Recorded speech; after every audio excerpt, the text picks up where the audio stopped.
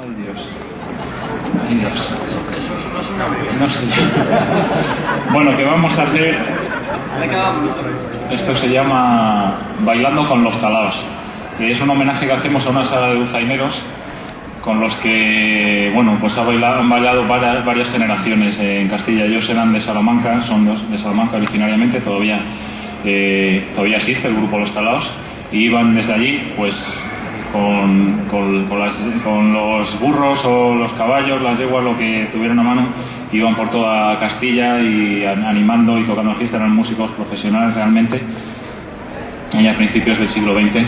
Y entonces, bueno, para nosotros fueron como Charlie Parker con el jazz, ¿no? Hicieron una revolución con la dulzaina en la forma de tocar, y hay algunas piezas que tocan ellos que son impresionantes.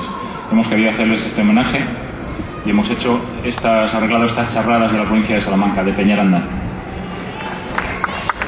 Vale, aplaudís, siempre viene bien un aplauso, de verdad. Y además os calentáis las palmas. Muchas gracias.